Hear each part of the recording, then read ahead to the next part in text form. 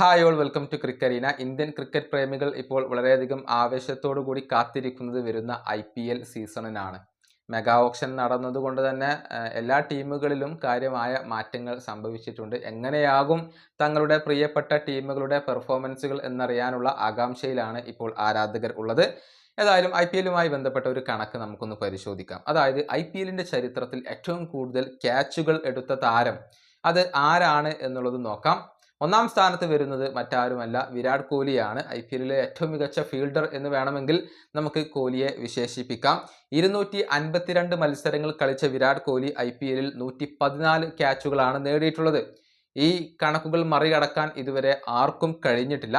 രണ്ടാം സ്ഥാനത്ത് CSKയുടെ പ്രിയപ്പെട്ട താരമായിരുന്ന സുരേഷ് റെയ്നയാണ്. 109 ക്യാച്ചുകൾ നേടാൻ സുരേഷ് റെയ്നയ്ക്ക് കഴിഞ്ഞിട്ടുണ്ട്. ഇനി മൂന്നാം സ്ഥാനത്ത് വരുന്നത് മുംബൈക്ക് വേണ്ടി ദീർഘകാലം കളിച്ച കീറോൺ പൊള്ളാർഡാണ്. IPLിലെ തന്നെ ഏറ്റവും മികച്ച ഫീൽഡർമാരിൽ ഒരാളാണ് പൊള്ളാർഡ്. അതുപോലെ തന്നെ റെയ്നയും അങ്ങനെ തന്നെയാണ്. 103 ക്യാച്ചുകളാണ് പൊള്ളാർഡ് എടുത്തിട്ടുള്ളത്. നാലാം സ്ഥാനത്ത് രവീന്ദ്ര ജഡേജ വരുന്നു, 103 ക്യാച്ചുകൾ. രോഹിത് ശർമ്മ തൊട്ടുപിറകിൽ വരുന്നു, 101 ക്യാച്ചുകൾ അദ്ദേഹം നേടിയിട്ടുണ്ട്. പിന്നീട് ശിഖർ ധവാനാണ് വരുന്നത്, 99 ക്യാച്ചുകൾ.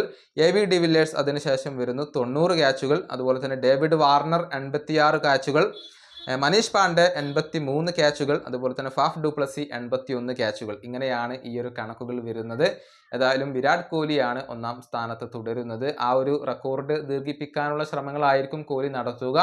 ഒരു ഇന്നിങ്സിൽ 3 ക്യാച്ചുകൾ വരെ എടുക്കാൻ കോഹ്ലിക്ക് കഴിഞ്ഞിട്ടുണ്ട് എന്നുള്ളതാണ്. ഈ ഒരു പട്ടികയിൽ 6 ഇന്ത്യൻ താരങ്ങളെയും അതുപോലെ തന്നെ 4 വിദേശ താരങ്ങളെയുമാണ് നമുക്ക് കാണാൻ സാധിക്കുന്നത്. ഈ വീഡിയോ അവസാനിപ്പിക്കുന്നു. അടുത്തൊരു വീഡിയോയിൽ വീണ്ടും കാണാം.